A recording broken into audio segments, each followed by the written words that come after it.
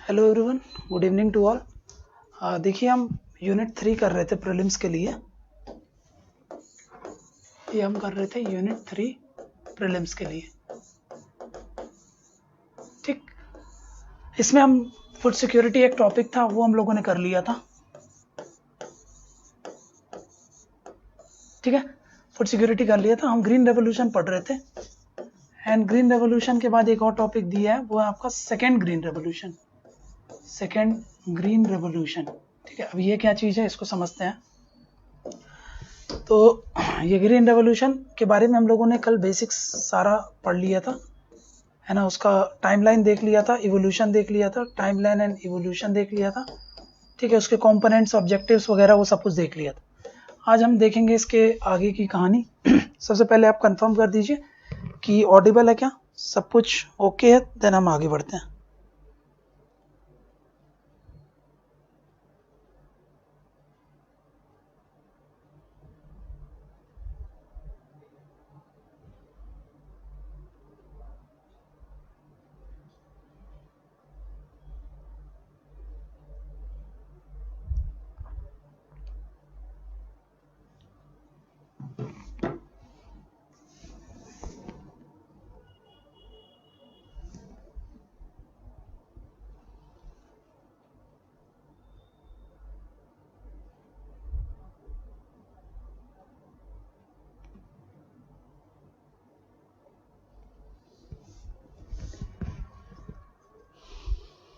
चलो, यहाँ से एक जो क्वेश्चन बनता है, मैंने आपको बताया था, ये है ग्रीन रेवोल्यूशन। ग्रीन रेवोल्यूशन में एक कंपोनेंट ये था कि आपको हाई यील्ड वैरायटी सीड्स को डेवलप करना है ना, उनको डेवलप करना है। इसके लिए एक जो बॉडी रिस्पॉन्सिबल है वो कौन सी है, ICAR, Indian council of agriculture research.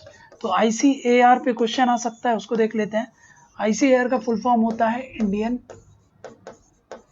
Council of agriculture research, ठीक है। ये बॉडी स्टैब्लिश की गई थी 1929 में। हेडक्वार्टर की अगर बात करें तो न्यू दिल्ली में है, न्यू दिल्ली में है, ठीक है। अगर हम बात करें मिनिस्ट्री कौन सी रिस्पॉन्सिबल है इसके लिए, तो मिनिस्ट्री ऑफ एग्रीकल्चर के अंदर में आता है ये, ठीक है। अब इसका काम क्या है, तो ये क्या करता है, फंक्शन क्या है, फंक्शन, तो इसका फंक्शन यही है कि रिसर्च एंड डेवलपमेंट करना है, काहे में, एग्रीकल्चर सेक्टर में। एग्रीकल्चर सेक्टर में नई नई टेक्नोलॉजीज को डेवलप करना, ये इसका काम है। ICAR, Indian council of agriculture research, इसके बारे में आप क्वेश्चन याद रखना, ठीक है। यहाँ से आपका क्वेश्चन बनता है, तो इसको जल्दी से नोट डाउन कर लीजिए, अब फिर आगे बढ़ते हैं।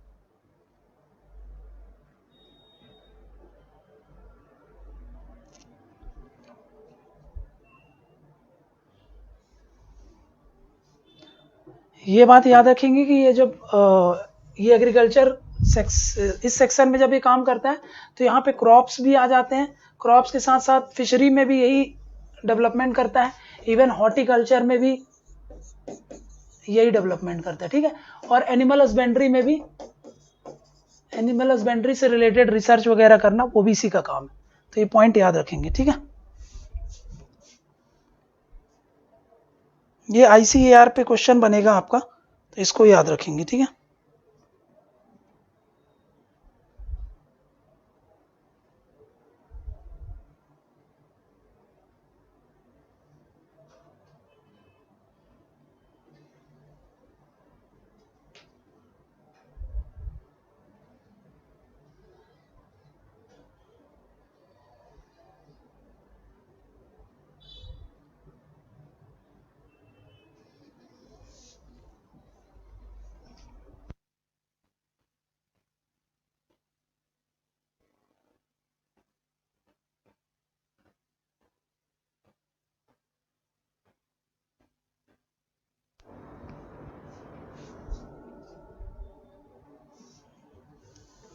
ठीक है, तो ये तो रहा ICAR पे क्वेश्चन बनेगा, वो मैंने आपको बता दिया, ठीक है। ग्रीन रेवोल्यूशन क्या है वो सब हम लोगों ने देख लिया था। ग्रीन रेवोल्यूशन आया, है ना, इसमें हुआ क्या था, व्हाट हैपेंड, ये देख लिया था हम लोगों ने, है ना। मतलब इसके कंपोनेंट्स क्या हैं वो सब देख लिया था, है ना। इसका ऑब्जेक्टिव्स क्या है वो सब देख लिया था, ऑब्जेक्टिव्स क्या है ये सब देख लिया था। अब देखो ग्रीन रेवोल्यूशन का इम्पैक्ट क्या पड़ा, इम्पैक्ट क्या पड़ा। एक हम बात करेंगे पॉजिटिव इम्पैक्ट, है ना, एंड एक रहेगा आपका negative impact. Negative impact, negative impact है, इसी कारण तो अब हम सेकेंड ग्रीन रेवोल्यूशन की बात करते हैं। तो अगर हम बात करें पॉजिटिव इम्पैक्ट की, तो यहां पे आप देखेंगे पॉजिटिव इम्पैक्ट सबसे अच्छी बात जो हुई वो क्या हुआ, फूड सिक्योरिटी आ गई देश में, है ना। फूड सिक्योरिटी हो गई। फूड सिक्योरिटी मतलब अच्छा खासा आपका फूड का प्रोडक्शन बढ़ गया, इंक्रीज हो गया। फूड की जो आपकी प्रोडक्टिविटी या फिर यील्ड बोलो वो बढ़ गई, प्रोडक्शन के साथ साथ प्रोडक्टिविटी भी बढ़ गई, ठीक है। एंड देन उसके साथ साथ आप देखोगे यहाँ पे फूड के साथ साथ न्यूट्रिशनल सिक्योरिटी अब आ गई, है ना, न्यूट्रिशनल सिक्योरिटी आ गई। इंपोर्ट डिपेंडेंस जो थी वो कम हो गई, खत्म हो गई। इंपोर्ट डिपेंडेंस जो थी वो कम हो गई या फिर खत्म हो गई, है ना। हम जो पहले डिपेंड करते थे वो सब खत्म हो गया था, इंपोर्ट डिपेंडेंस हो गया। देन आप देखेंगे टेक्नोलॉजिकल एडवांसमेंट हुआ, नई नई वेराइटीज बनी, है ना। फर्टिलाइजर्स बनने लगे, बहुत अच्छे अच्छे क्वालिटी के फर्टिलाइजर्स आने लगे, पेस्टिसाइड आ गया, इंसेक्टिसाइड्स वगैरह आ गए, है ना। तो ये आप देखोगे टेक्नोलॉजिकल एडवांसमेंट हो गया, ठीक है, ये हो गया ये, ठीक। देन उसमें देखोगे आप, अब हम क्या कर सकते थे, अब हम डबल क्रॉपिंग की तरफ चले गए, डबल क्रॉपिंग बढ़ गया। डबल क्रॉपिंग के साथ साथ इंफ्रास्ट्रक्चर डेवलपमेंट हुआ, इंफ्रास्ट्रक्चर का डेवलपमेंट हुआ, जैसे इरिगेशन इंफ्रास्ट्रक्चर, है ना, इरिगेशन का इंफ्रास्ट्रक्चर वो भी आपका बदल गया। एंड देन उसके साथ साथ इंफ्रा में आप देखेंगे इरिगेशन के साथ साथ अदर इंफ्रास्ट्रक्चर भी डेवलप हो गए, जैसे कि रोडवेज वगैरह, क्योंकि अब आपको कनेक्टिविटी करनी पड़ रही थी फार्मलैंड से आपका जो मेजर मंडी वगैरह होती है उनसे कनेक्ट करने के लिए प्रोक्योरमेंट सेंटर्स बनने लगे, है ना, प्रोक्योरमेंट सेंटर्स बनने लगे, ये होने लगा, ठीक है, प्रोक्योरमेंट सेंटर्स बनने लगे। तो यहाँ पे आप देखेंगे ये सब उसके पॉजिटिव इंपैक्ट हो रहे थे। फूड सिक्योरिटी देश में आ गई, इंपोर्ट डिपेंडेंस कम हो गया, टेक्नोलॉजिकल एडवांसमेंट हो गया, जो क्रॉपिंग डबल क्रॉपिंग पे अब हम चले गए। अब हम क्या होगा, इरिगेशन बेस्ड अब हम एग्रीकल्चर करने लगे। पहले हम monsoon based rain fade agriculture होती थी, अब हम किस पे, इस पे डिपेंड करने लगे। अब हम नेट एक्सपोर्टर बन गए, net exporter of food grains, ठीक है। तो ये कुछ इसके अचीवमेंट हुए, पॉजिटिव इंपैक्ट्स होंगे, ठीक है। यहां तक कुछ पूछना है तो आप पूछ सकते हैं।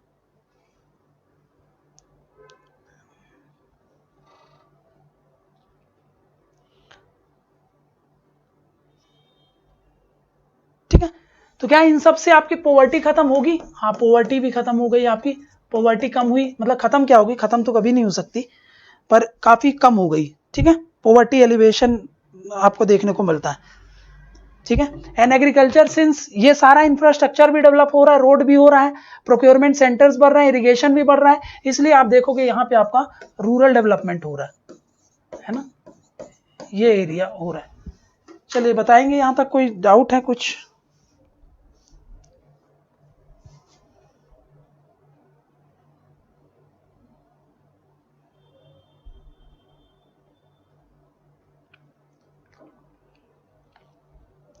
हाँ, एक पॉइंट और लिख सकते हो आप, यहाँ पे मैकेनाइज्ड फार्मिंग होने लगी है ना, यहाँ पे आप देखोगे mechanised agriculture, machine based agriculture, mechanised agriculture, ये बढ़ गया आप देश में, ठीक है।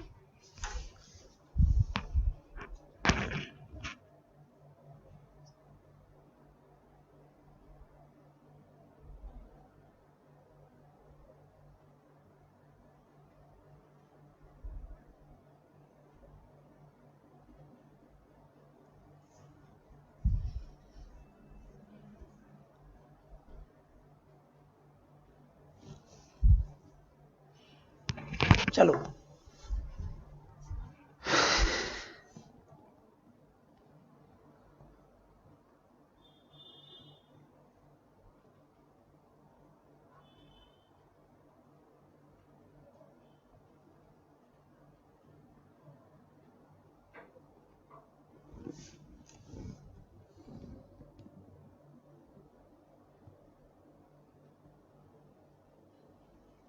चलो ठीक है। अब देख लें इसका कुछ नेगेटिव इम्पैक्ट क्या रहा है। नेगेटिव इम्पैक्ट की जब हम बात करते हैं तब यहाँ पे आप देखो, सबसे पहले यहाँ पे समझना, ये जो ग्रीन रेवोल्यूशन की बेस्ड की जब आप फार्मिंग करते हो, है ना, तो इसमें ना आपको कुछ डिस्पैरिटीज देखने को मिलती है। डिस्पैरिटीज किस किस चीज को, एक तो रीजनल डिस्पैरिटीज, रीजनल डिस्पैरिटीज, ठीक है, और दूसरा होता है disparities with respect to crops. Crops को लेकर के डिस्पैरिटी थी, रीजन को लेकर के डिस्पैरिटी। अभी मैंने आपको बताया, तो जब हम इंट्रोड्यूस करे थे इसको ग्रीन रेवोल्यूशन को, तब आप देखेंगे कि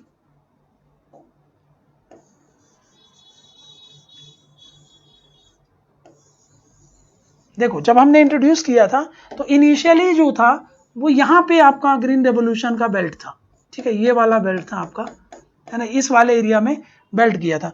लेटर ऑन ये स्प्रेड हुआ तो उसके बाद थोड़ा इधर गया, है ना, थोड़ा ईस्ट में गया एंड इस वाले एरिया में स्प्रेड हुआ, यहाँ पे आया, कोस्टल एरिया में आया, है ना, यहाँ पे कोस्टल एरिया में भी आप देख सकते हो ईस्ट में आया, ये बंगाल वाला एरिया, बिहार वाला एरिया, इस वाले एरिया में आया, ठीक है, इस वाले एरिया में। तो यहाँ पे आप देखोगे बाद में यहाँ पे जो था ये वीट बेस्ड था एंड लेटर समय में फेस, आगे के फेसेस में यहाँ पे आप देखोगे तो यहाँ पे राइस बेस्ड था। ये सब कहाँ पे था राइस बेस्ड? ईस्टर्न इंडिया में और डेल्टा वाले रीजन में, है ना, डेल्टा, कोस्टल जो डेल्टा वाला एरिया है ना, वहां पे जैसे तमिलनाडु, आंध्र प्रदेश के जो कोस्ट वाले एरिया है वहां पे आप देखोगे तो ये होता। बाकी के जो रीजन थे वहां पर ग्रीन रेवोल्यूशन का इंपैक्ट नहीं आया। तो यहाँ के फार्मर्स तो अच्छा खासा रिच हो गए और पैसा कमा लिए, लेकिन यहाँ के जो फार्मर्स थे वो सब आपके पीछे रह गए। तो सबसे पहले regional disparities, agriculture point of view से ये रीजन, कोस्टल एरियाज और ये वाला एरिया तो अच्छा खासा डेवलप्ड हो गया, नॉर्दर्न बेल्ट पूरा डेवलप्ड हो गया, मतलब एग्रीकल्चर पॉइंट ऑफ व्यू से अच्छी खासी ग्रोथ आ गई। और यहाँ पे आप देखोगे यहाँ पे ग्रोथ नहीं आती है, ये वाले पूरे एरिया में हम कहीं ना कहीं बैकवर्डनेस देखने को मिलता है एग्रीकल्चर को। अगर हम बात करें इसमें तो विथ रिस्पेक्ट टू क्रॉप्स को लेकर के क्या डिस्पैरिटीज थी, तो देखो सबसे बढ़िया ब्रेक थ्रू जो मिला था, है ना, ब्रेक थ्रू जो था सबसे बेस्ट जो डेवलप हुआ वो वीट था, है ना, लेकिन वीट के साथ साथ बाद में राइस में भी अच्छा खासा आपको ग्रोथ देखने को मिलती है। यही कारण है वीट और राइस में इंडिया अच्छी खासी प्रोडक्शन करता है और अच्छा खासा इसमें प्रोडक्टिविटी है। लेकिन अदर हैंड पे बात करें ऑन दी अदर क्रॉप्स, जैसे कि मिलेट्स, है ना, मिलेट्स, ठीक है, मिलेट्स के बाद आप देखेंगे ऑयल सीड्स, पल्सेस, ये सारे जो क्रॉप्स है कहीं ना कहीं इग्नोर्ड हो गए थे, ठीक है। इन पे इसीलिए आज देखोगे इंडिया में भी प्रोडक्शन एंड प्रोडक्टिविटी में काफी कम देखने को मिलते हैं, है ना, और इनमें ज्यादा लोग इसको प्रेफर भी नहीं करते हैं। तो एक ये रीजन है कि यहाँ पे कुछ क्रॉप्स को ज्यादा फेवरेबल हो गए फार्मर्स के लिए और कुछ क्रॉप्स आपके लेस फेवरेबल हो गए, तो ये आपको देखने को मिलता है इसमें, ठीक है। तो यहाँ पे देखो आपको डिस्पैरिटी देखने को मिलती है। अब क्रॉप जो पूरा, इसी के कारण क्या हो गया, अब देखो आपका जो पूरा क्रॉपिंग पैटर्न है ना, पूरा क्रॉपिंग पैटर्न जो है वो पूरा का पूरा अफेक्ट हो गया, क्रॉपिंग पैटर्न अफेक्टेड, है ना। कैसे अफेक्ट हो गया? ऐसे अफेक्ट हो गया कि इन वाले एरियाज में राइस बेल्ट और व्हीट बेल्ट ही डोमिनेट करता है, अदर क्रॉप्स को इन्होंने रिप्लेस कर दिया। जैसे नॉर्थ वेस्टर्न इंडिया में देखोगे आप तो यहाँ पे मिलेट्स को ये इंफीरियर क्रॉप्स कंसिडर करते हैं, इन्होंने अपने एरिया से मिलेट्स को हटा दिया, अपने एरिया से क्या हटा दिया, मिलेट्स हटा दिया, ऑयल सीड हटा दिया और तो और पल्सेस भी हटा दिया। और ये काहे पे चले गए? क्रॉपिंग पैटर्न यहाँ पे आ गया मोनोकल्चर का। मोनोकल्चर मतलब क्या होता है? मोनोकल्चर मतलब होता है, ऐसे समझो ये है खरीफ सीजन, है ना, खरीफ के बाद आएगा रबी सीजन और उसके बाद आएगा ज़ैद सीजन। तो ये इस समय भी राइस ले रहा है, इस समय भी राइस ले रहा है, इस समय भी राइस ले रहा है, क्योंकि देखो वाटर का आप कोई दिक्कत नहीं है। तो यहाँ पे चाहे हर एक सीजन में आप देखो एक ही तरीके के क्रॉप उगाने लगते हो। जैसे ईस्ट में राइस ही राइस उगाते हैं, है ना, ईस्ट में राइस उगा रहे हैं। तो बहुत सारे ईस्ट में आप देखोगे यहाँ पे औस अमन बोरो, ये बंगाल में राइस का सीजन है, राइस ही राइस उगाते हैं इसमें, ठीक है। औस में भी राइस, अमन राइस, बोरो राइस, तो ये क्या राइस ही राइस उगा रहे हैं। और ऐसा बहुत जगह देखने को मिला कि हम मोनोकल्चर की तरफ शिफ्ट हो गए, है ना, अब हम मोनोकल्चर की तरफ बढ़ गए। तो यहाँ पे आप देखेंगे पूरा का पूरा क्रॉपिंग पैटर्न जो है वही इफेक्ट हो गया। नॉर्थ वेस्टर्न इंडिया में millets, oil seeds and pulses जो हैं, pulses were replaced by other crops, were replaced, बहुत सारे अदर क्रॉप्स को रिप्लेस्ड बाय अदर क्रॉप्स, ठीक है। अदर क्रॉप्स से क्या हो गया, रिप्लेस हो गए, ठीक है। तो यहाँ पे आप देखेंगे एक रीजनल डिस्पैरिटी है, एक क्रॉप को लेकर के डिस्पैरिटी है, और क्रॉपिंग पैटर्न में भी आपका चेंज आ गया था। और तो और अगर हम बात करें इसके बाद और भी कुछ हुआ है, तो यहाँ पे आप देखेंगे और भी बहुत कुछ हुआ है, जिसको हम ऐसे समझ सकते हैं कि यहाँ पे आप समझना, ये है फार्मर, फार्मर को चाहिए क्या, उगाना है इसको क्रॉप, क्रॉप का प्रोडक्शन करना है। और ये प्रोडक्शन कैसे करना है इसको, कौन से क्रॉप के लिए सीड कौन सा यूज करेगा, ये सीड ये यूज करेगा वो है हाई यील्ड वैरायटी के सीड्स, ठीक है। जब ये हाई यील्ड वैरायटी के सीड्स को यूज करेगा तो यहाँ पे आप देखेंगे इसके लिए इनपुट चाहिए होगा, इसको बहुत ज्यादा इनपुट कौन कौन से चाहिए होते हैं, इसमें चाहिए केमिकल फर्टिलाइजर्स, है ना, केमिकल फर्टिलाइजर, ठीक है। इसमें चाहिए फर्टिलाइजर के साथ साथ पेस्टिसाइड्स वगैरह, है ना। इसको चाहिए इनपुट, बहुत सारे इनपुट में इसको चाहिए इरिगेशन, ठीक है। और कई लोग मैकेनाइजेशन भी करते हैं, मशीन बेस्ड करते हैं, तो मैकेनाइजेशन, है ना। तो इन सब के आधार पे आपको नहीं लगता कि आपके लिए जो क्रॉप प्रोडक्शन होगा, क्रॉप प्रोडक्शन होगा वो कॉस्टली हो जाएगा, कॉस्टली हो जाएगा। कॉस्टली मतलब आपको कहीं ना कहीं से डेट ट्रैप में आप फंस जाओगे, है ना, डेट ट्रैप में फंस गए आप। डेट ट्रैप में फंस गए मतलब इन सब के लिए आपको पैसा कहां से लेना पड़ेगा, कोई साहूकार से, कोई बाहर से कहीं से लेना पड़ेगा, और अल्टीमेटली आप डेट ट्रैप में फंस जाओगे। और जब इसके कारण आप देखोगे फार्मर के सुसाइड जो है वो बढ़ गए, है ना। ग्रीन रेवोल्यूशन के आने के बाद फार्मर के सुसाइड बढ़ गए, काफी बढ़ गए, ठीक है। इस एरिया में भी लोग वही करने लगेंगे, इनका देखा सीखी। इस एरिया में जब आप करोगे और आपके पास फैसिलिटी नहीं होगा, तो आपके लिए बाहर से पैसा लेकर के सारी इनपुट लगाने पड़ेंगे, और रिजल्ट क्या रहेगा। इस एरिया में देखो आप, फार्मर सुसाइड बहुत ज्यादा होते हैं इस पूरे एरिया में, है ना। महाराष्ट्र उठा लो आप, है ना, राजस्थान उठा लो आप, एमपी उठा लो आप, इस वाले एरिया में आपको ये देखने को मिलता है। एक इसका ये नेगेटिव इम्पैक्ट हो जाता है। तो आप ये समझ सकते हो कि यहाँ पे क्रॉप प्रोडक्शन और डेट ट्रैप जैसी सिचुएशन हो जाएगी। इसके अलावा एनवायरनमेंट की अगर हम बात करें, यहाँ पे इसी में देखते हैं एनवायरनमेंट सस्टेनेबल था क्या ये। तो यहाँ पे आप देखो, यहाँ पे आप देखेंगे, अब यहाँ पे एक चीज ये हो गई, जैसे हम नॉर्थ वेस्टर्न इंडिया की ही बात करते हैं, नॉर्थ वेस्टर्न इंडिया में अब देखो यहाँ पे क्या हुआ, due to green revolution, due to green revolution यहाँ पे क्या हो गया, इरिगेशन एरिया जो है वो एक्सपांड होगा, इरिगेशन एरिया वो एक्सपांड हुए, एंड इसी के साथ में आप देखोगे यहाँ पर ट्यूबवेल काफी ज्यादा यूज करते हैं, ट्यूबवेल इंक्रीज हो गए, ट्यूबवेल इंक्रीज हो गए मतलब ये है ग्राउंड वाटर, यहाँ पे ग्राउंड वाटर, पहले ये लेवल था, अब यहाँ पे आपने ट्यूबवेल लगा करके ये सारा पानी, ये पूरा वाटर है ना, इस वाटर को एक्सट्रैक्ट कर लिया, ये वाटर को एक्सट्रैक्ट कर लिया। अब होगा क्या, एक एक्ट है जिसको बोलते हैं Indian easement act, easement act of 1881 का।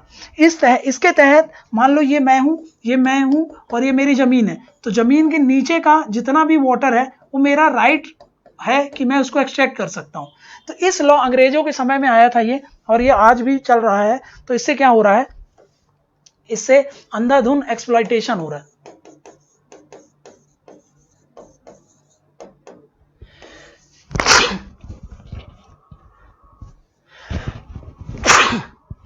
ठीक है, तो यहां पे आप देखेंगे, यहां पे एक्सप्लॉइटेशन होगा, और रिजल्ट क्या होगा, यहां पे आप देखेंगे ये जो वाटर टेबल है, वाटर टेबल ये डिक्रीज हो गया है। अब ये वाटर टेबल कहीं यहां कहीं आ गया है, अब आपको वाटर टेबल काफी तेजी से डिक्रीज हो रहा है। और यहां पे देखो, अब ये वैसे ग्राउंड वाटर रिचार्ज होता रहता है इस एरिया में, कोई दिक्कत नहीं, क्योंकि ये क्या है, ग्राउंड वाटर रिचार्ज तो होगा क्योंकि ये पूरा एलुवियल प्लेन है, वाटर अच्छा खासा बारिश वगैरह हो जाती है, तो यहाँ पे आप देखेंगे time to time water recharge तो होता रहता है। लेकिन दिक्कत क्या है, यहाँ पे जो वाटर रिचार्ज का रेट है, वो काफी कम है, वो काफी कम है एज कंपेयर टू वाटर का एक्सप्लॉयटेशन। वाटर का एक्सप्लॉयटेशन काफी ज्यादा है। इसका रिजल्ट क्या होगा, इसका रिजल्ट ये होगा कि यहाँ पे वाटर स्ट्रेस लाइक सिचुएशन आ गई है, समझा गया, यहाँ पे वाटर स्ट्रेस की सिचुएशन आ गई। तो ये एनवायरमेंटली काफी एक दिक्कत वाली प्रॉब्लम है, ठीक है। और यहाँ पे अगर हम बात करें, और भी यहाँ पे कुछ चीजें चल रही हैं। अब देखो यहाँ पे आप क्या कर रहे हो, ये आप कर रहे हो क्रॉपिंग में आप क्या यूज कर रहे हो, केमिकल्स। तो केमिकल्स के कारण यहाँ पे देखो कई चीजें हो रहा है। यहाँ पे सॉइल पॉल्यूशन हो रहा है, soil pollution and degradation, soil का पॉल्यूशन भी हो रहा है, डिग्रेडेशन भी हो रहा है ना, ये सब हो रहा है। एंड देन उसके साथ साथ हेल्थ इंपैक्ट भी हो रहा है इससे, हेल्थ इंपैक्ट, क्योंकि जो फार्मर्स थे वो इन केमिकल्स का जब छिड़काव करते हैं तो वो उतनी मतलब प्रोटेक्शन को उतना फॉलो नहीं करते हैं। इसके कारण क्या हो गया, उनके हेल्थ पे काफी इंपैक्ट हो गया। एंड फार्मर्स का यहाँ पे आप देखोगे बहुत लार्ज स्केल में उनको हेल्थ की प्रॉब्लम्स देखने को मिलती है। और ये फार्मर्स को के साथ साथ जब आप इसको कंज्यूम करोगे तो ये कंज्यूमर के भी हेल्थ इंपैक्ट को काफी अफेक्ट करती है। इनफैक्ट जो यूरोपियन कंट्रीज हैं वो एक लिमिट सेट करी हुई है कि भाई इससे ज्यादा अगर केमिकल आपके क्रॉप्स में मिलता है तो हम उसको इंपोर्ट नहीं करेंगे। और ये इंडिया के बहुत सारे क्रॉप्स इसीलिए वहां पे वो इंपोर्ट नहीं करते हैं, क्योंकि हमारे यहाँ केमिकल्स बहुत ज्यादा यूज करते हैं। तो कहीं ना कहीं आप देखेंगे कि इससे हमारा एक्सपोर्ट भी अफेक्ट हो गया है, समझ में गया। तो यहाँ पे आप देखेंगे इसने क्या कर दिया, अफेक्टेड एक्सपोर्ट पोटेंशियल, ठीक है, एक्सपोर्ट पोटेंशियल को भी काफी अफेक्ट कर दिया है, ठीक है। तो ये कुछ एनवायरनमेंट पॉइंट ऑफ व्यू से एक नेगेटिव इंपैक्ट रहा है। तो ये चीजें थोड़ा सा आपको दिमाग में रखना है ना। और ये सारे केमिकल जाते हैं, फिर आपको पता है ये केमिकल्स हैं, अब इसमें हम यूज क्या करते हैं, एनपीके है ना, नाइट्रोजन, फॉस्फोरस, पोटेशियम, पोटाश, इन्हीं के ही आप क्या यूज करते हो, केमिकल्स यूज करते हो। एंड ये जाता है कहां पे, वाटर पे जाता है। एंड वाटर मतलब लेक पे जाएगा एंड वहां पर एक algal Bloom like situation create करता है, अल्गल ब्लूम है ना, ये सिचुएशन क्रिएट करता है। इसी को ही हम यूट्रोफिकेशन बोलते हैं, यूट्रोफिकेशन। एंड जिसके कारण क्या होगा, यूट्रोफिकेशन मतलब आपने देखा होगा लेक के ऊपर पूरा हरे हरे काई जम जाती है, पूरा एरिया पूरे लेक में भर जाता है, उसी को बोलते हैं अल्गल ब्लूम या यूट्रोफिकेशन। इससे क्या होगा, एक समय बाद देखो ऊपर क्या बन गया, ऊपर पूरे में काई जम गई, नीचे अब क्या होगा, सनलाइट जाएगी नहीं, तो नीचे के जो प्लांट्स हैं है ना, अब वो फोटोसिंथेसिस करेंगे नहीं, और उनकी क्या होगा, एक समय बाद उनकी डेथ हो जाएगी। जब नीचे के प्लांट्स की डेथ हो गई तो उनको डिकम्पोज करने के लिए बैक्टीरिया आएंगे, वो बैक्टीरिया उसको डिकम्पोज करेंगे, जब उसको सड़ाएंगे तो सारा ऑक्सीजन यूज कर लेंगे। जब सारा ऑक्सीजन यूज कर लेंगे और बहुत ज्यादा कम हो गया ऑक्सीजन, तो फिर वो जो वहां पे मरीन ऑर्गेनिज्म जो रह रही हैं, मछलियां वगैरह, उनको ऑक्सीजन कहां से मिलेगा, तो वो भी मर जाएंगी। इस सिचुएशन में हम बोलते हैं कि ये डेड जोन में कन्वर्ट हो जाएगा, है ना, इसको बोलेंगे हम डेड जोन्स, डेड जोन्स, या फिर इनको बोलते हैं हाइपोक्सिक जोन, हाइपोक्सिक जोन्स, ठीक है, इनमें कन्वर्ट हो जाएगा। तो देखो कहीं ना कहीं इसका एनवायरमेंटल इंपैक्ट भी हो रहा है, ठीक है। तो ये सारे एस्पेक्ट हैं जो आपको पता होने चाहिए कि ये हो रहा है, ठीक है। तो एनवायरमेंटल डिग्रेडेशन हो रहा है, इनइक्वालिटी ला दिया इसने, है ना। और हाँ, एक चीज और समझ में आ जानी चाहिए आपको कि इससे एक चीज और हो रही है, यहां पे देखोगे आप,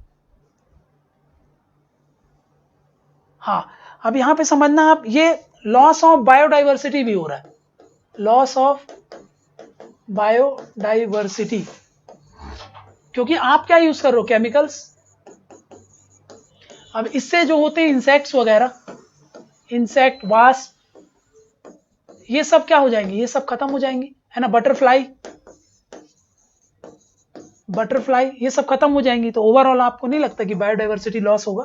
तो हाँ, इससे बायोडाइवर्सिटी का भी लॉस हुआ है, ठीक है। तो ये सारे कुछ एस्पेक्ट्स हैं, आपको याद रखना है ये, ठीक है। यहाँ पे आप देखेंगे ये सारा चीज हो रहा है, ठीक है।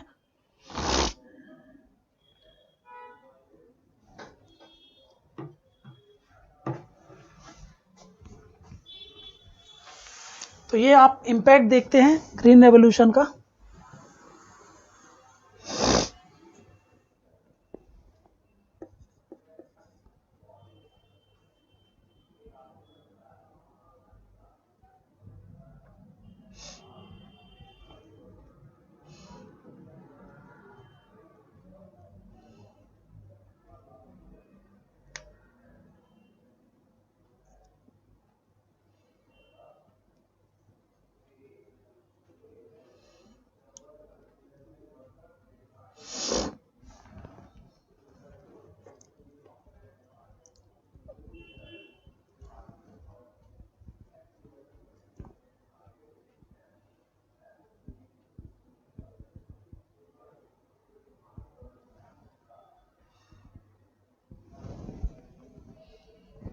ठीक है, तो ये सब उसका कुछ आप नेगेटिव डायमेंशन समझ सकते हो।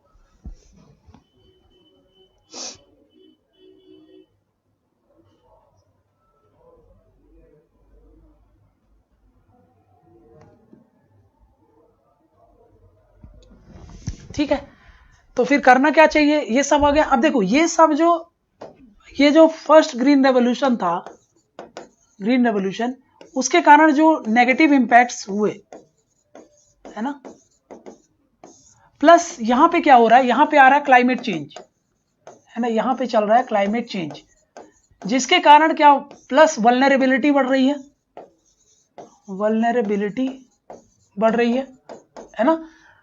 और इसलिए अब हमको क्या चाहिए, हमको चाहिए एक सस्टेनेबल एग्रीकल्चर।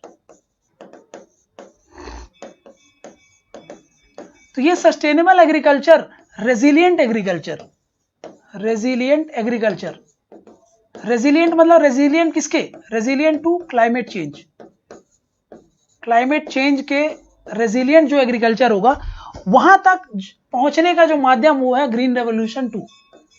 समझ में आ गया, ग्रीन रेवोल्यूशन 2। तो ग्रीन रेवोल्यूशन 2 में हम इन सारी बातों का ध्यान में रखते हैं कि पहले ग्रीन रेवोल्यूशन के कारण क्या हो गया है, कुछ नेगेटिव इंपैक्ट से कुछ क्रॉप छूट गए थे, वो जो भी हम लोगों ने पढ़ा, क्लाइमेट चेंज भी हो रहा है उसके साथ साथ, और वल्नरेबिलिटी भी बढ़ रही है। इसीलिए अब हम बात करते हैं सस्टेनेबल एग्रीकल्चर की, रेजिलिएंट एग्रीकल्चर की, क्लाइमेट स्मार्ट एग्रीकल्चर की, क्लाइमेट स्मार्ट एग्रीकल्चर की, है ना। इन सब की जब हम बात करते हैं तब मतलब इन सबको जब हम ध्यान में रखते हुए जब खेती करते हैं तब उसको बोलते हैं हम ग्रीन रेवोल्यूशन 2। समझ में आ गया, बताइए यहां तक क्लियर है, समझ में आ गया। तो हम क्या बात कर रहे हैं, हम बात कर रहे हैं सस्टेनेबल एग्रीकल्चर की, रेजिलिएंट एग्रीकल्चर की, क्लाइमेट स्मार्ट सॉल्यूशंस की बात कर रहे हैं, हम एडाप्टिव एग्रीकल्चर की बात कर रहे हैं, है ना, हम एडाप्टिव एग्रीकल्चर की बात कर रहे हैं। इन सब अप्रोच से जब हम एग्रीकल्चर परफॉर्म कर रहे हैं तो उसी को क्या बोल देते हैं, हम उसी को बोल देते हैं ग्रीन रेवोल्यूशन 2 की बात कर रहे हैं, है ना। ग्रीन रेवोल्यूशन 2 की जब हम बात करें तो हम इन सारे एस्पेक्ट्स को डील करते हैं। समझ में आ गया।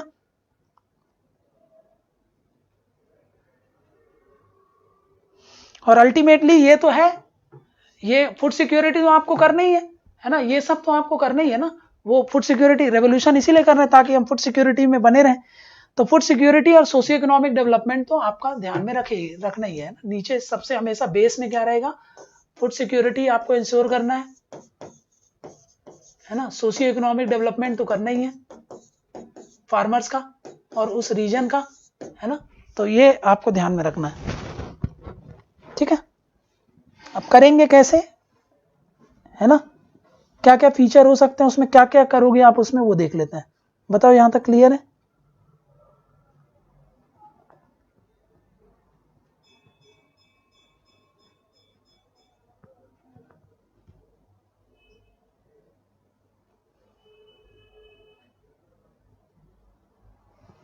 ठीक है,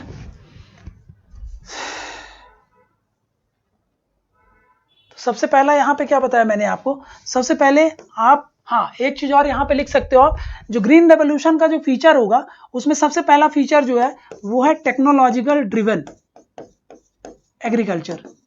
टेक्नोलॉजी के आधार पर, टेक्नोलॉजी के बेस पर आप एग्रीकल्चर परफॉर्म करोगे, ये पहला फीचर होता है। जैसे कि यहां पे आप देखोगे, यहां पे genetically modified crops, GM crops का यूज करो आप, ठीक है। जीएम क्रॉप्स का यूज करने की बात करते हैं, ये ट्रांसजेनिक हो सकता है, ट्रांसजेनिक यूज कर सकते हो आप, सिसजेनिक सिसजेनिक क्रॉप्स, ये मतलब कुल मिला के आपको जो जीएम क्रॉप्स हैं उन पर बेस्ड है, ठीक है। देन उसके बाद यहाँ पे आप देखेंगे और क्लाइमेट चेंज को और कम करने के लिए यहाँ पे कार्बन सिक्वेस्ट्रेशन का यूज कर सकते हो आप।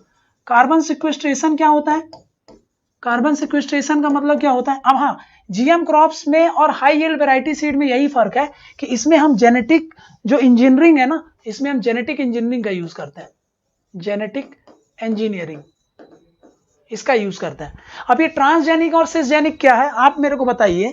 मान लो ये एक ऑर्गेनिज्म है, ऑर्गेनिज्म मान लेते हैं ये ए है ना, ए मतलब ये सेम स्पीसी के नहीं, एक ऑर्गेनिज्म ए है, ये ऑर्गेनिज्म बी है, और ये दोनों अलग ही स्पीसी है ना, ये दोनों डिफरेंट स्पीसीज हैं, डिफरेंट स्पीसीज हैं, ठीक है। मान लेते हैं ये शेर है और ये मान लो जिब्रा है, ठीक है, ये डिफरेंट स्पीसीज है। तो इनमें से किसी एक का जीन दूसरे में डाल रहे हो तो भी इसको कौन सा बोलोगे आप? क्या इसको ट्रांसजेनिक बोलोगे कि सिसजेनिक बोलोगे? ट्रांसजेनिक होगा और सिसजेनिक होगा, सिसजेनिक होगा। क्या बोलोगे आप इसको, ये बताओ मेरे को। और अगर मान लो ये ऑर्गेनिज्म सेम स्पीसीज के हैं, मान लो ये मान लो कि ये मान लो कि एक जर्सी गाय है और ये दूसरी मान लो कि हमारी वाली गाय है, इधर इंडिया वाली गाय, इनके जब जीन्स आप इंटरचेंज करोगे तो उसको क्या बोलेंगे?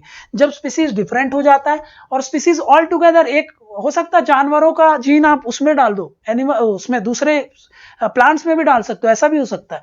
तो बहुत सारे कुछ भी हो सकता है वो जेनेटिक इंजीनियरिंग में, ठीक है। तो बस ट्रांसजेनिक एंड सिसजेनिक किसको बोलते हैं आप मेरे को बताओ। इस केस में डिफरेंट स्पीसीज है दोनों, है ना। एक मान लो एक आपका कोई भी एक मान लो ये वेजिटेबल है ना, और ये फ्रूट है ना, ये दोनों अलग स्पीसीज ले लिया मैंने। अब बताओ इसको क्या बोलोगे, ट्रांसजेनिक बोलोगे कि सिसजेनिक बोलोगे? एक एग्जांपल और देता हूं, एक होता है ब्रिमाटो। ब्रिमाटो किसको बोलते हैं? ब्रिंजल, ब्रिंजल एंड टोमेटो से मिलाकर के एक स्पीसी बनाई जाती है, उसको बोलते हैं ब्रिमाटो। तो ये ट्रांसजेनिक होगा कि सिसजेनिक होगा, आप मुझे बताइए, ठीक है। कार्बन सिक्वेस्ट्रेशन क्या होता है? कार्बन सिक्वेस्ट्रेशन का मतलब होता है एटमॉस्फेयर में कार्बन डाइऑक्साइड है, उसको एब्जॉर्ब कर लें कौन? प्लांट्स, एब्जॉर्ब करें प्लांट्स। समझ में आ गया? इसी को क्या बोलते हैं? जितना ज्यादा से ज्यादा एब्जॉर्ब कर लें उसी को क्या बोल देते हैं? Carbon sequestration. तो कार्बन सिक्वेस्ट्रेशन में जितना भी ग्रीन हाउस गैस है मतलब मोस्टली जो होती है वो कार्बन डाइऑक्साइड होती है। कार्बन डाइऑक्साइड को एब्जॉर्ब करके, है ना, उसको एब्जॉर्ब करके अपने पास स्टोर करके रखना, यही क्या है? कार्बन सिक्वेस्ट्रेशन होता है, ठीक है। तो इसको क्या बोल देते हैं? Carbon sequestration. तो जेनेटिकली मॉडिफाइड क्रॉप्स, है ना, कार्बन सिक्वेस्ट्रेशन ये सब यूज करते हो तो इसको बोलते हैं टेक्नोलॉजिकल ड्रिवन, ठीक है, या फिर टेक्नोलॉजी ड्रिवन जो आप एग्रीकल्चर कर रहे हो, ठीक है। तो जीएम क्रॉप्स का जेनेटिकली इंजीनियरिंग का यूज कर रहे हैं। कुल मिला के ये ब्रॉड टॉपिक किसके अंदर आता है? तो यही है, बायोटेक्नोलॉजी का यूज कर रहे हो आप, बायोटेक्नोलॉजी। अब इसको कौन सी बायोटेक्नोलॉजी बोलोगे आप? क्या ये रेड बायोटेक्नोलॉजी होगा, ग्रीन बायोटेक्नोलॉजी होगा, येलो होगा, कौन सा होगा? ये आपसे प्रीलिम्स में पूछ सकता है। तो इसको हम बोलेंगे ग्रीन बायोटेक्नोलॉजी। समझेगा? एग्रीकल्चर में जब आप बायोटेक्नोलॉजी का यूज कर रहे हो तो उसको बोलेंगे ग्रीन बायोटेक्नोलॉजी। मेडिकल में जब आप बायोटेक्नोलॉजी का यूज करते हो, है ना, तो उसको बोलेंगे हम क्या? जैसे मान लो embryo transfer technology, somatic cell nuclear transfer कर रहे हो आप, है ना, टिश्यू कल्चर कर रहे हो आप, तो वो सब जो होता है आपका स्टेम सेल थेरेपी कर रहे हो, वो सब काहे में आ जाएगा? रेड बायोटेक्नोलॉजी में आ जाएगा। तो ये बात याद रखना है, ये आपका टेक्नोलॉजी ड्रिवन होगा। समझ में गया? तो ये सबसे पहला अप्रोच होगा जब हम ग्रीन रेवोल्यूशन, ये एक सॉल्यूशन होगा इन सब चीजों का, है ना, टेक्नोलॉजी। दूसरा अगर हम बात करें टेक्नोलॉजी के अलावा, तो यहां पे आप देखेंगे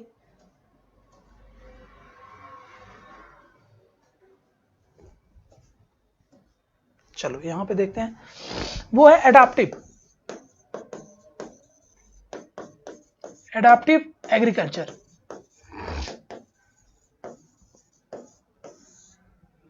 एडाप्टिव एग्रीकल्चर, एडाप्टिव एग्रीकल्चर में क्या होगा?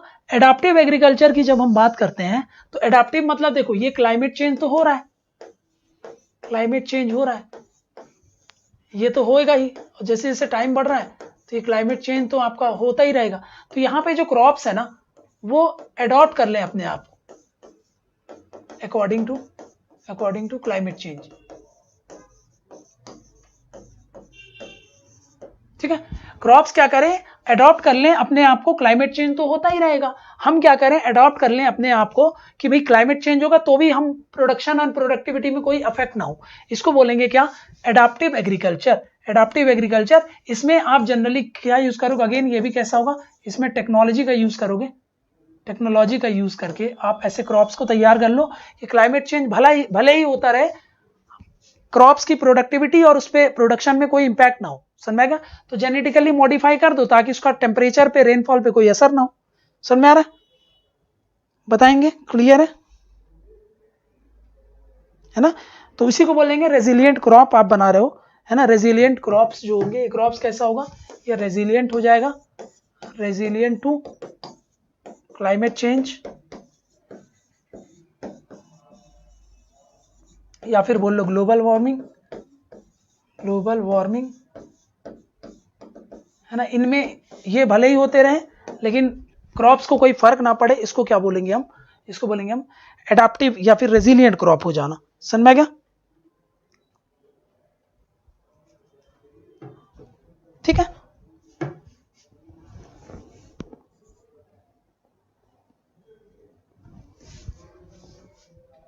ठीक है। नेक्स्ट देख लो आप,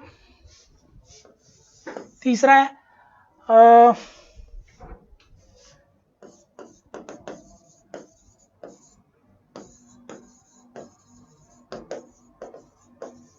देखो, क्लाइमेट स्मार्ट एग्रीकल्चर करो आप, ठीक है? CSA इसको बोलते हैं, क्लाइमेट स्मार्ट एग्रीकल्चर। ये फाओ का कंसेप्ट है, फाओ का कंसेप्ट है, जहां पे आपको एग्रीकल्चर तो करना है लेकिन एग्रीकल्चर करते समय आपको सारे एस्पेक्ट को ध्यान में देखना है ना? एग्रीकल्चर करो तो एनवायरनमेंट भी बना रहे, है ना? इकोनॉमी भी आपकी, मतलब लोगों का रोजगार और अच्छा खासा जो फार्मिंग हो वो रेन्यूमरेटिव बना रहे, एंड उसके साथ साथ सोशल का डेवलपमेंट भी होता रहे, है ना? वहां के जो फार्मर्स हैं उनकी हेल्थ पे भी इंपैक्ट ना हो। तो ये सब आप जब करोगे तो ये क्या कहलाएगा, आपका क्लाइमेट स्मार्ट एग्रीकल्चर कहलाएगा, है ना? ये क्लाइमेट स्मार्ट एग्रीकल्चर। यहाँ पे फूड सिक्योरिटी तो रहेगी ही रहेगी, फूड सिक्योरिटी प्लस यहाँ पे सस्टेनेबल एग्रीकल्चर प्रैक्टिस होगा, सस्टेनेबल एग्रीकल्चर प्रैक्टिस, जो कि क्या करेगा, जो कि आपको सोशियो इकोनॉमिक डेवलपमेंट तो होगा ही, एंड उसके साथ साथ एनवायरमेंटल कंजर्वेशन भी होगा, एनवायरमेंटल कंजर्वेशन भी होगा। तो अगर आप ऐसा एग्रीकल्चर करते हो तो उसको बोलेंगे क्लाइमेट स्मार्ट एग्रीकल्चर। मैं आपको दिखाता हूं,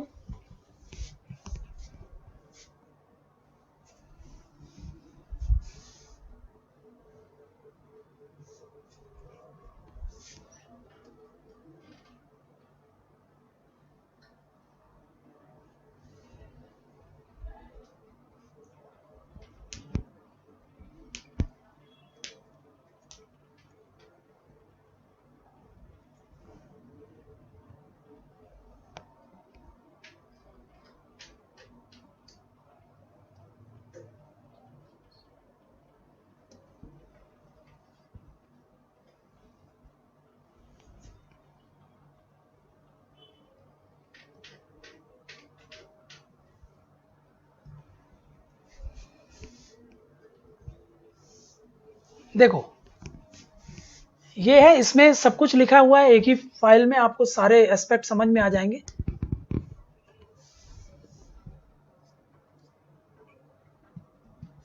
देखो, क्लाइमेट स्मार्ट एग्रीकल्चर, सबसे पहले ये क्या बोल रहा है कि सबसे पहले क्लाइमेट स्मार्ट एग्रीकल्चर में हम ऐसा एग्रीकल्चर परफॉर्म करेंगे जिसमें रेजिलिएंट क्रॉप उगाए जाएंगे, है ना? तो आपको जो फार्मिंग है उसको एक रेजिलिएंट फार्मिंग बनाना है। तो ये क्लाइमेट स्मार्ट एग्रीकल्चर एक ऐसे अप्रोच होंगे जो फार्मर्स को हेल्प करेगा ताकि वो क्या करे, क्लाइमेट चेंज तो होगा लेकिन उसका क्रॉपिंग एंड फार्मिंग उसी के हिसाब से अडॉप्ट कर ले, है ना? रेजिलिएंट क्रॉपिंग पहला इसका ऑब्जेक्टिव हो जाता है। दूसरा होता है कार्बन सिक्वेस्ट्रेशन, मतलब जो हम फार्मिंग कर रहे हैं या तो उस फार्मिंग से बहुत कम ग्रीन हाउस गैस एमिट हो, या तो दूसरा और अच्छा कर सकते हो तो आप कार्बन सिक्वेस्ट्रेशन कर लो, ये दूसरा एस्पेक्ट होता है। तीसरा मैंने आपको बताया सस्टेनेबिलिटी होगा, जहां पर आपको सोशियो इकोनॉमिक पॉइंट तो ध्यान में रखना है, मतलब आपको प्रोडक्शन के साथ साथ फार्मर्स की इनकम भी इंश्योर करनी है और एनवायरनमेंट को भी बचा के रखना है। ये होता है क्लाइमेट स्मार्ट एग्रीकल्चर, ठीक है? तो यही लिखा है, ये सब चीज अचीव करने के लिए to achieve all this climate smart agriculture advocates for use of farmers knowledge to ensure easy adoption. अभी एक चीज समझना इसमें क्या बोल रहा हूं, इसमें क्या हो रहा है, ये चीजें ध्यान में रखनी है। और उसके साथ साथ एक चीज और आपको ध्यान में रखनी है, क्लाइमेट स्मार्ट का एग्रीकल्चर का मतलब क्या है, टेक्नोलॉजी का यूज तो करना है ना, लेकिन याद रखना ये है आपके पास टेक्नोलॉजी और ये है फार्मर का ट्रेडिशनल नॉलेज। इन दोनों के माध्यम से लोकल कंडीशन को ध्यान में रखते हुए, लोकल बातों को ध्यान में रखते हुए जब आप एग्रीकल्चर परफॉर्म करोगे तो वो कैसा होगा, क्लाइमेट स्मार्ट एग्रीकल्चर होगा। याद रखेंगे क्लाइमेट स्मार्ट में क्या चीजें होती है, फूड सिक्योरिटी इंश्योर करना है, सस्टेनेबिलिटी इंश्योर करना है, और उसके साथ साथ एक चीज जो याद रखना है वो है टेक्नोलॉजी के साथ साथ आपको ट्रेडिशनल नॉलेज जो फार्मर्स का है उन बातों को ध्यान में रखते हुए आपको फार्मिंग करनी है। और यहाँ पे एक चीज होगी वो है कार्बन का फुटप्रिंट जो है, मतलब कार्बन का जो लॉस होगा वो आपको कम करना है। मतलब आप जो अभी एमिट करोगे, मतलब एमिशन बोल लो इसको बोलेंगे कार्बन एमिशन, इसको कम रखना है। ये हो जाएगा आपका क्लाइमेट स्मार्ट सॉल्यूशन या फिर क्लाइमेट स्मार्ट एग्रीकल्चर। एंड जिन एरियाज में इसको बोलेंगे वो क्लाइमेट स्मार्ट विलेज हो जाएंगे, है ना। जिन गांव में ये प्रैक्टिस किया जाएगा उसको बोलेंगे क्लाइमेट स्मार्ट विलेजेस। समझ में आ गया? मतलब आपको इसी से एक चौथा पॉइंट निकाल सकते हो आप,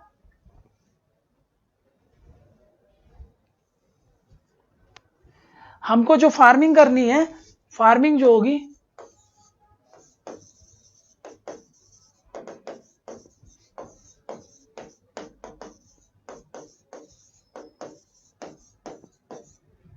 फार्मिंग करते समय आपको एनवायरमेंटल कॉस्ट को ध्यान में रखना है। मतलब यहां पे जो आपका सॉइल पोल्यूशन हो रहा था, है ना, ये सारी चीजें आपको ध्यान में रख के चलनी है ना। सॉइल पोल्यूशन ना हो, वाटर यूसेज जो है, वाटर यूसेज ना हो, मतलब बहुत ज्यादा ना हो, वेस्टेज ना हो, जिसको बोलेंगे वेस्टेज हो, या फिर एक्सप्लॉइटेशन जो हो, है ना, ये सारी जो चीजें हैं ये नहीं होनी चाहिए। ठीक है, तो सॉइल पोल्यूशन है, वाटर यूसेज है, इन सबको मतलब जो वेस्टेज होता है इन सबको ध्यान में रखते हुए आपको ये करना है ना, एग्रीकल्चर परफॉर्म करना है। तो अगर आप ये सब कर रहे हो तो इसको क्या बोलेंगे हम, ग्रीन रेवोल्यूशन 2 के जो ऑब्जेक्टिव्स हैं उनको अचीव कर रहे हो आप। ठीक है, फिर यहां से पांचवा पॉइंट एक और निकाल सकते हो आप ना यहाँ पे प्रिसीजन एग्रीकल्चर कर सकते हो। प्रिसीजन एग्रीकल्चर अलग से एक टर्म है, ये पूछ सकता है आपसे। देखो क्या क्या पूछ सकता है, क्लाइमेट स्मार्ट एग्रीकल्चर, याद रखना वो जो कंसेप्ट है वो पूछ सकता है। प्रिसीजन एग्रीकल्चर क्या होता है, यहां पे हम सैटेलाइट बेस्ड फार्मिंग करते हैं, सैटेलाइट बेस्ड फार्मिंग, समझ गए।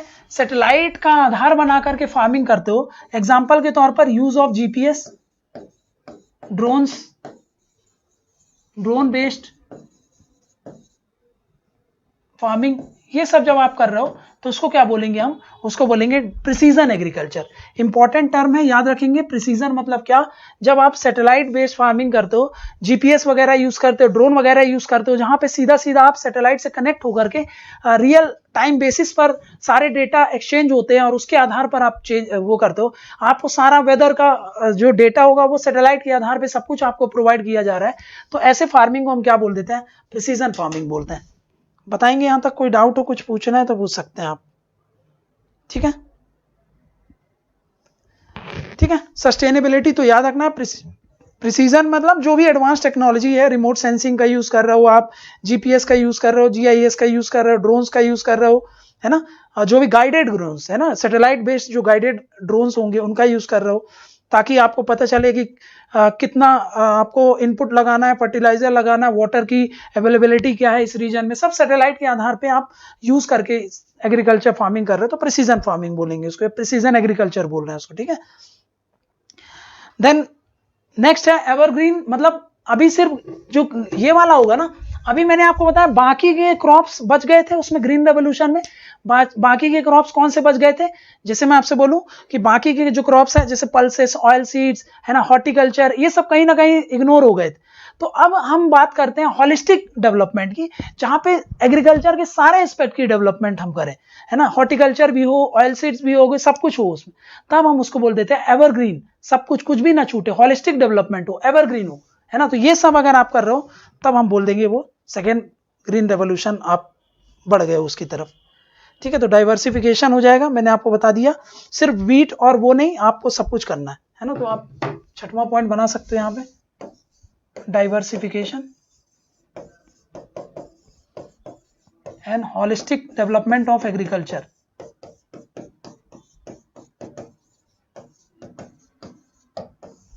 है ना, इसी को क्या बोल दोगे, एवरग्रीन रेवोल्यूशन, एवरग्रीन रेवोल्यूशन।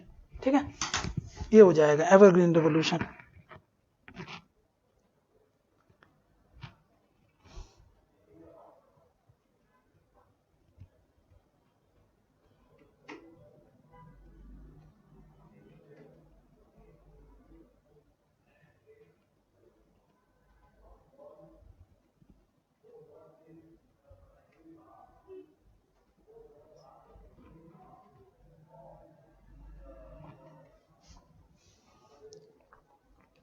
ठीक है, तो याद रखना है जो आपके ग्रीन रेवोल्यूशन के सबसे इंपॉर्टेंट फीचर है, तो याद रखना उसमें टेक्नोलॉजी ड्रिवन करना है आपको, क्लाइमेट स्मार्ट है ना, क्लाइमेट रेजिलिएंट आपको करना है, और नेचुरल फार्मिंग की तरह बढ़ना है। समझ में आ गया? यहां पे देखोगे आप 7वां पॉइंट जो है, 7वां पॉइंट है फोकस ऑन नेचुरल फार्मिंग, है ना, नेचुरल फार्मिंग की तरफ आपको बढ़ना है ना, नेचुरल फार्मिंग, जिसमें आप देखोगे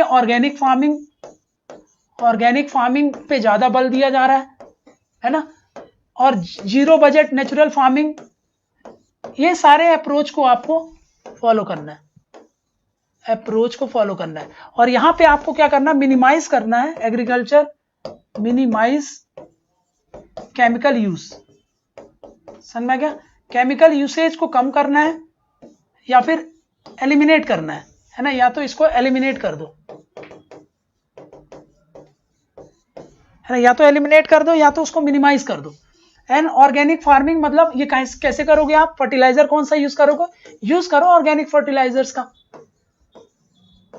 है ना, इन सब का यूज करके आप फार्मिंग करो। तो ये आपके एस्पेक्ट पे अगर आप बल दे रहे हो तो ये सब क्या हो जाता है, आपका सेकेंड ग्रीन रेवोल्यूशन हो जाता है।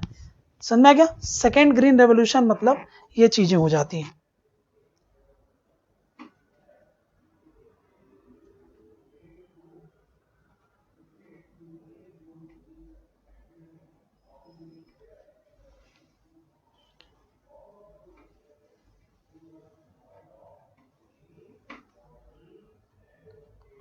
ठीक है, तो सेकेंड ग्रीन रेवोल्यूशन का मतलब यही होता है जो मैंने आपको समझा दिया। क्वेश्चन कहां से आएगा, क्वेश्चन आएगा आपका,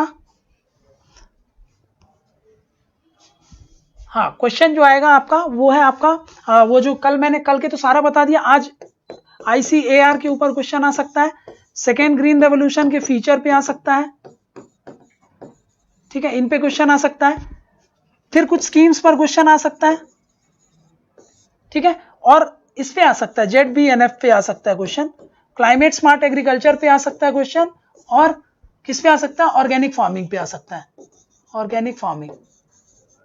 ठीक है, ऑर्गेनिक फार्मिंग क्या होता है तो बता दिया मैंने आपको कि इसमें केमिकल्स का यूज नहीं करते हैं, इसमें आप काहे का यूज करते हो, फर्टिलाइजर्स, ऑर्गेनिक फर्टिलाइजर्स का यूज करते हो, है ना। ZBNF का मतलब होता है जीरो बजट नेचुरल फार्मिंग, है ना, अलग से बहुत बड़े बड़े टॉपिक है ना, ये आप आई होप इसके बारे में आप जरूर एक बार पढ़ लेना, ये आपसे क्वेश्चन में पूछ सकता है प्रीलिम्स में। ठीक है, ZBNF के बारे में मैं क्वेश्चन आपको बता दे रहा हूं, आज के क्लास में ICAR से क्वेश्चन आएगा, second green revolution, evergreen revolution क्या होता है उस पर क्वेश्चन आ सकता है, कुछ स्कीम्स पे क्वेश्चन पूछ सकते हैं, ZBNF, CSA पे क्वेश्चन आ सकता है। CSA का यहाँ पे एक चीज समझना, ये FAO प्रमोट करती है ना, CSA का जो ये प्रमोशन है वो FAO के द्वारा, फूड एंड एग्रीकल्चर ऑर्गेनाइजेशन के द्वारा इसको प्रमोट किया जाता है, तो इसके बारे में भी थोड़ा सा याद रखेंगे। ठीक है,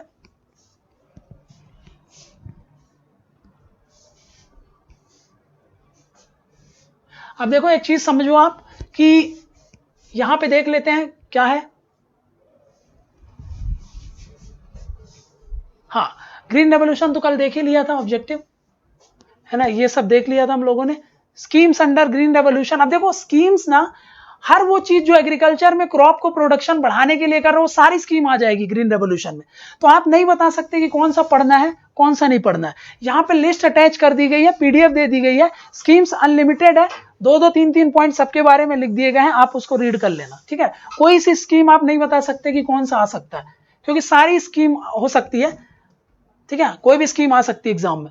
जो सबसे इंपॉर्टेंट है वही है ग्रीन रेवोल्यूशन, जिसको बोलते हैं कृषि उन्नति, कृषि उन्नति, उसको एक टर्म में क्या बोलते हैं, कृषि और उन्नति, तो कृषोन्नति योजना, ठीक है। तो कृषोन्नति योजना आपके एग्जाम में आ सकती है, इसके बारे में याद रखना। ये 2005 में इंडिया गवर्नमेंट ने इसको लॉन्च किया था, ये लिखा है देखो, in 2005 India government launch green revolution Krishonnati Yojana to help country agriculture sector. अब ऐसा तो नहीं है कि ग्रीन रेवोल्यूशन तो भाई 1967-68 में लॉन्च हुआ था, लेकिन यहां पे देखो आप 2005 में एक अम्ब्रेला स्कीम बना दी सरकार ने, और उसके अंदर फर्दर आप देखोगे तो उसके अंदर बहुत सारी लगभग 11 स्कीम आपकी उसके अंदर आ जाती है, ठीक है। तो यहाँ पे देख लो 11 स्कीम है इसके अंदर। वो स्कीम के नाम क्या है, आपसे पूछ सकता है कौन सी स्कीम इसके अंदर आती है, कौन सी नहीं आती है ना। ये जैसे इसमें देखो mission for integrated development of horticulture है ना, national mission for sustainable agriculture आ जाता है, नेशनल फूड सिक्योरिटी मिशन आ जाता है, सब मिशन ऑन एग्रीकल्चर मैकेनाइजेशन आ जाता है, जिसमें हम क्या करते हैं, मशीन को ज्यादा प्रमोट करते हैं। देन फिर इसके अंदर एक और सब मिशन है एग्रीकल्चर एक्सटेंशन के लिए। एक्सटेंशन मतलब जो भी एग्रीकल्चर सेक्टर में जो भी टेक्नोलॉजी डेवलप हुई है वो फार्मर्स तक पहुंच जाए, इसी को बोलते हैं एग्रीकल्चर एक्सटेंशन। देन सब मिशन काहे पे, seed and planting material, seed वगैरह जो जेनेटिकली मॉडिफाइड या फिर हाई यील्ड वैरायटी जो सीड्स होती हैं उनको प्रमोट करने के लिए, और जो सैपलिंग्स होते हैं प्लांट्स उनको फार्मर्स तक पहुंचाने के लिए, ये एक मिशन है इसके अंदर, एक और है गई। देन उसके बाद सब mission on plant protection and plant quarantine, plant को प्रोटेक्ट करने के लिए, और कोई अगर इन्फेक्टेड प्लांट है तो उसको क्वारंटाइन करने के लिए स्कीम्स है, ठीक है। उसके अंदर बताया गया कैसे कैसे क्या करना है।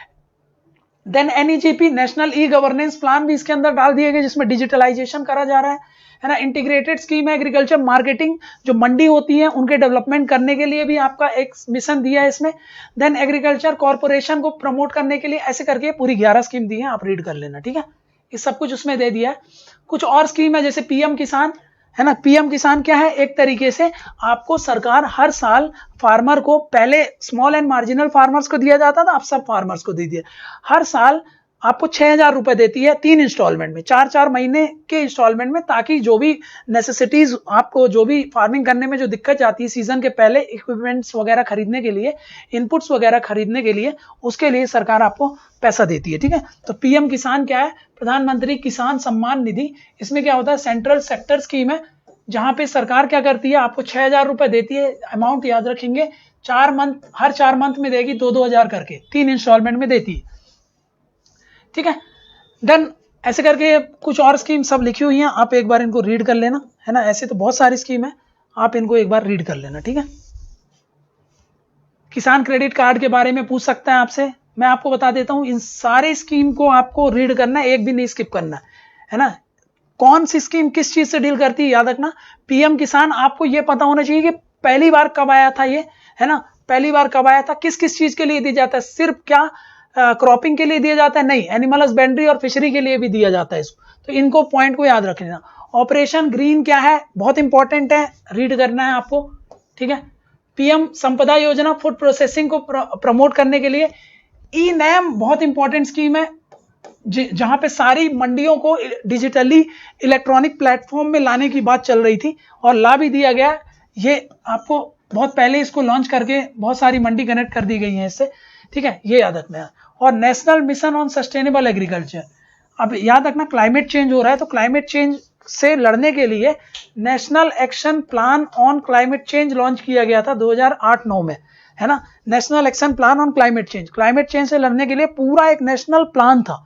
उसमें एक स्कीम थी आपकी national mission for sustainable agriculture को सस्टेनेबल बनाने के लिए ये एक स्कीम आई थी, एक मिशन आया था, उसको याद रखना किसके अंडर में है, तो national action plan on climate change के अंदर है।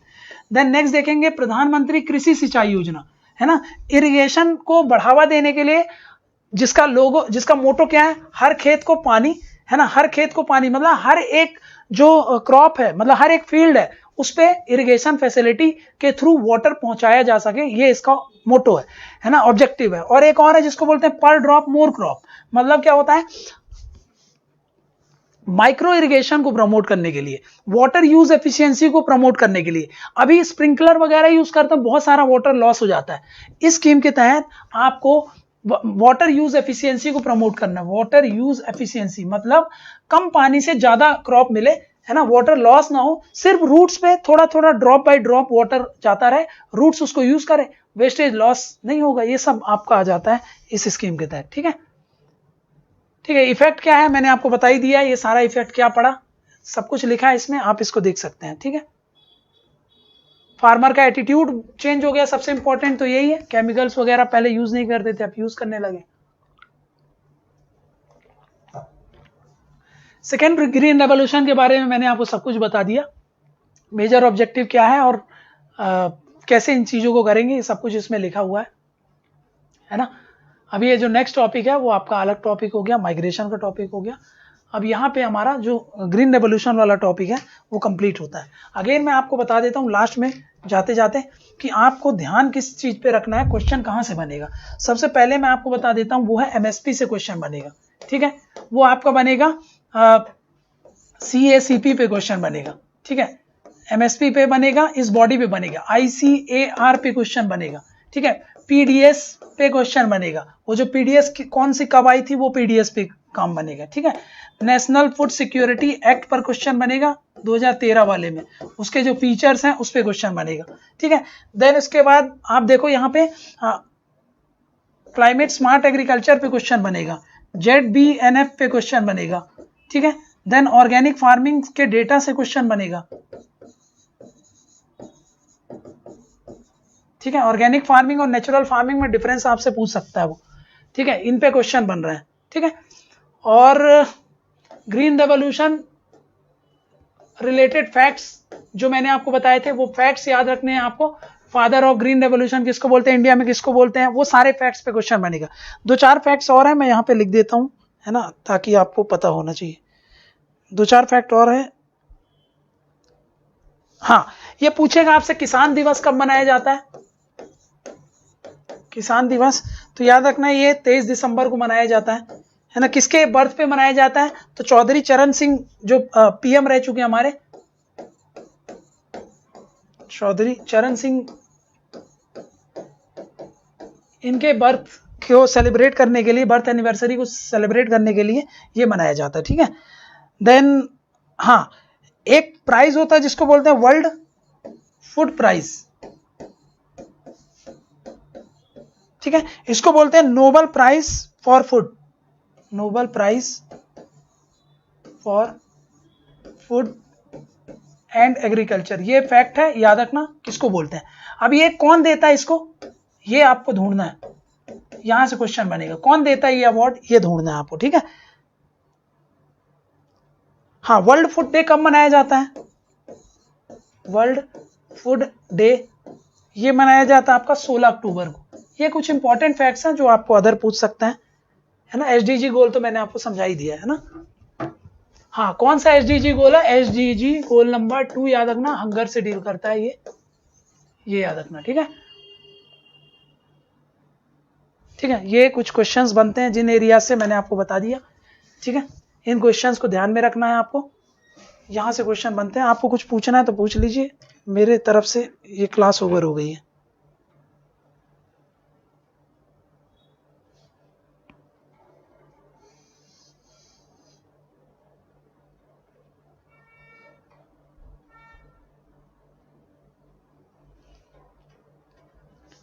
ठीक है, देख लीजिए आप, अगर आपको हाँ कुछ क्वेश्चंस दिए हैं उन क्वेश्चंस को भी सॉल्व कर लेते हैं। आपको कोई डाउट लगे तो आप मैसेज कर सकते हैं। इन टॉपिक में अगर आपको नहीं समझ में आ रहा हो और अगर आपको कोई डाउट हो तो आप इस मैसेज पे मैसेज कर देना, इस नंबर।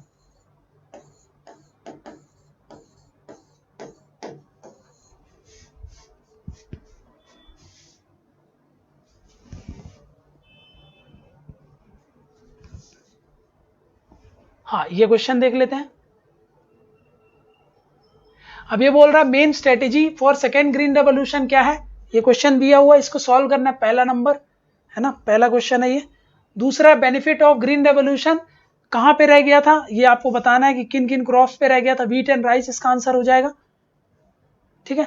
देन उसके बाद why was second green revolution launch by government, क्यों चला रही है सेकेंड ग्रीन रेवोल्यूशन, क्या वो एग्रीकल्चर प्रोडक्शन को बूस्ट कर रही है सस्टेनेबल अप्रोच के साथ, कि सिर्फ एक्सपोर्ट बढ़ाने के लिए, टर्सरी सेक्टर को बूस्ट करने के लिए, इन सारी चीजों के लिए। थर्ड क्वेश्चन हो गया आपका, ठीक है। देन ऐसे करके आप second phase of green revolution कब से चालू हो गया हमारे, कब से चल रहा है, उसके बारे में आपको बताना है, ठीक है। तो ये क्वेश्चंस लगा दिए गए हैं, काफी क्वेश्चंस हैं, मैं अटैच कर दे रहा हूं, आप इन क्वेश्चंस को सॉल्व कर लेना, ठीक है। अभी मैं अटैच करवा दे रहा हूं आपको सारे नोट्स और सारा पीडीएफ सब कुछ अटैच करवा दे रहा हूं, थोड़ी देर में आपको मिल जाएगा। आपको कुछ डाउट हो तो आप पूछ सकते हो, नहीं तो यहीं पे रोकते हैं क्लास को, ठीक है। चलिए, कोई डाउट नहीं है, तो ये वाला टॉपिक हमारा कंप्लीट होता है। इस वीडियो लेक्चर में इतना ही रखते हैं। Thank you very much.